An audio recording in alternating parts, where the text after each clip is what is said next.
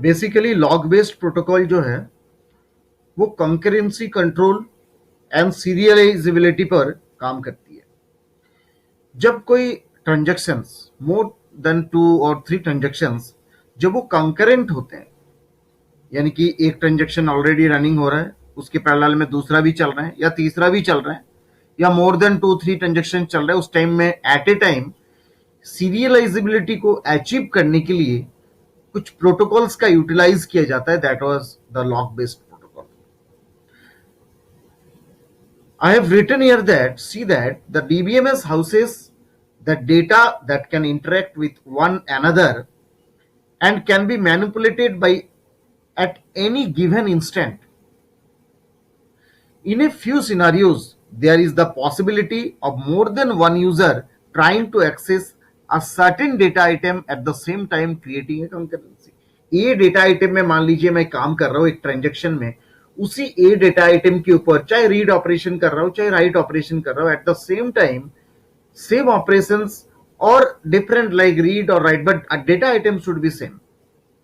That will be performed on the another transaction parallelly, and second transaction when is occurring, then first one is also doing some other transactions regarding on the same data item, then that is called the concurrency. Concurrency means at a same time अलग अलग transactions के through एक ही data item में जब काम किया जा रहा है, that is called the concurrency.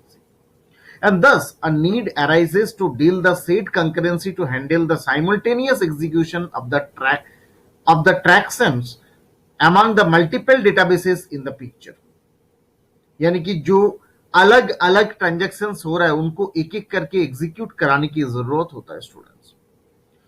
One such method is termed as lock based protocol. अब हम इस लॉग बेस्ड प्रोटोकॉल को इस जगह पे डिस्कस कर चुके हैं। देखिए नीचे मैं उसको एक्सप्लेनेशन के साथ आगे बढ़ रहा हूं, तो please see this lines here. Lock based protocols eliminate the shortcoming caused by the concurrency access in DBMS by providing the request isolation to the transactions involved with the DBMS. Basic purpose जो है वो concurrency control में जो serialisability को achieve करने का जरूरत होता है वो लॉग बेस्ड प्रोटोकॉल के थ्रू आगे बढ़ सकते हो। कहने का मतलब हमारी जो शेड्यूल है, जो आपका पर्टिकुलर टाइम में जो ट्रांजेक्शंस हो रहा है वो नॉन सीरियलाइजेबल यानी कि पैरेलल ट्रांजेक्शंस होते हैं, बट हमें उसको सीरियलाइजेबल बनाना है। स्टूडेंट्स, इससे पहले वी हैव ऑलरेडी डिस्कस्ड कि कैसे हम रिकवरेबल बना सकते हैं, कैसे कॉन्फ्लिक्ट सीरियलाइजेबल बना सकते हैं। We have already discuss the previous videos, you can see those videos also again. But now उन सीरियलाइजेबिलिटी को अचीव करने के लिए आपको कुछ प्रोटोकॉल निर्धारित करना पड़ता है, and those protocols are helping tools for this concept of serializability.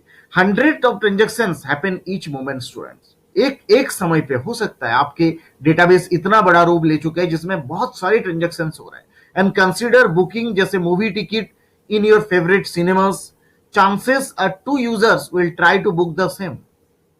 आप भी कर रहे हो या मैं भी कर रहा हूं, या रिजर्वेशन सिस्टम में जैसे आप सीट बुक करते हो आप भी कर रहे हो मैं भी कर रहा हूं।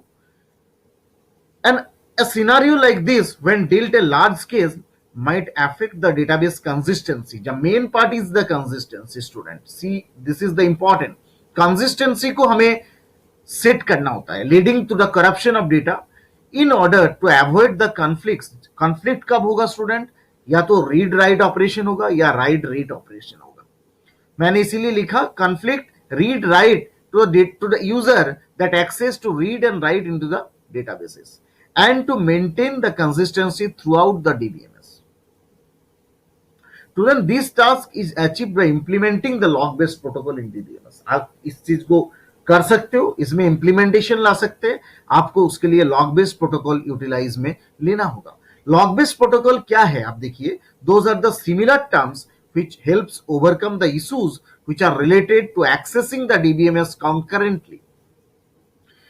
एट ए टाइम जो सिनारियोस चल रहा है उनको कॉन्करेंटली एक साथ करा के एग्जीक्यूट कराने का जो काम है, that is the utilisation of lock based protocol.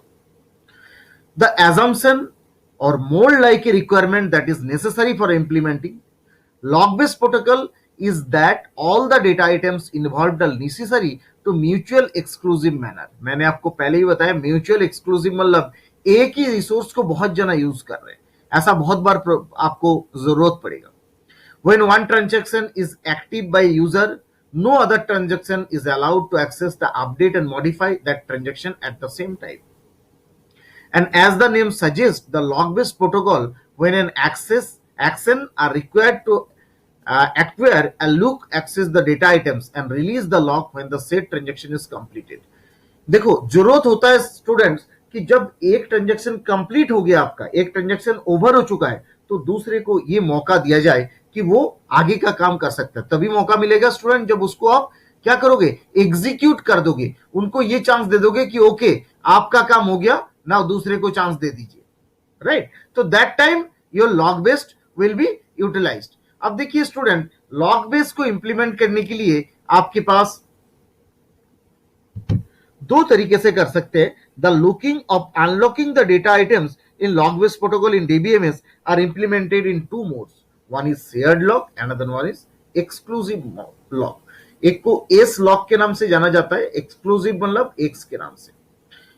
Shared lock जो है वो रीड ऑपरेशंस के ऊपर ही काम करता है। स्टूडेंट रीड का मतलब दोनों ट्रांजैक्शन में सिर्फ रीड ऑपरेशन हो रहा है, बट सही बात तो यह है रीड ऑपरेशंस में मैंने पहले ही बताया था there is no conflict will be happened.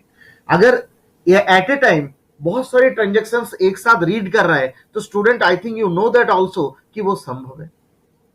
आप जैसे आईआरसीटीसी में हम टिकट बुक कर रहे हैं तो एट ए टाइम चाहे 100 या फिर 100 से ज्यादा users at a time access करना चाहते हैं, स्टूडेंट्स वो पॉसिबल है, राइट, क्योंकि कोई भी उस टाइम में एक साथ देख सकते हैं। बट हम अगर उसमें राइट ऑपरेशंस होता है, मैं रीड कर रहा हूं और दूसरा राइट कर रहा है, दूसरा कोई टिकट बना रहा है, उसके बाद मैं टिकट बनाने गया तो कॉन्फ्लिक्ट हो सकता है। रीड राइट या राइट राइट या right read, that is the conflict case, and that time that is used exclusive log.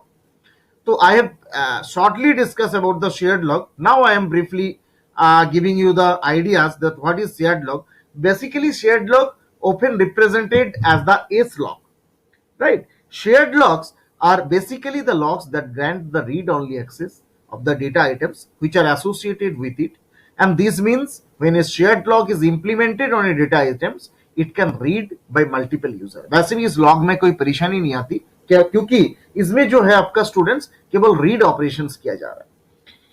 देखिए मैंने आपके सामने एक डायग्राम भी रखा, उससे पहले मैं आपको एक बार और आइडियाज दे रहा हूं।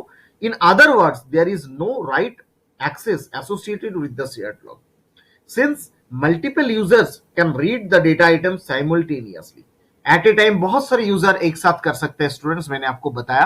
And more than one shared lock can be placed on the item at a given time. मान लीजिए कोई एक रीड हुआ, उसमें शेयर्ड लॉक ओपन हुआ, अनलॉक कर दिया, फिर दूसरा रीड हो रहा है, फिर तीसरा, एट ए टाइम बहुत सारे ऑपरेशंस कर सकते हो। And the data item must not have any other locks associated with it. Example देखिए, मैंने यूज किया लॉक एक्स ए, बट इसमें बात मैं एक पर्टिकुलर डेटा आइटम में ही करूंगा, चाहे ट्रांजेक्शन डिफर कर सकता है, but student we are just discussing about a single data item for that lock. X A के ऊपर लॉक लगा, फिर मैंने रीड ए किया, अनलॉक ए, यू ए बोलते हैं इसको, यानी कि इसमें हमने उसी टाइम एक सिंगल टाइम पे, ये देखिए मैंने टाइम का एरो यूटिलाइज किया है, मतलब एक ट्रांजेक्शन के ऊपर आप यूटिलाइज कर सकते हो, there is no problem. Consider a transaction T1 which requires only the read the data value A and the following steps take place when lock protocol is applied to this transaction. So T2 will acquire exclusive lock on the data item A and read the current data item of A.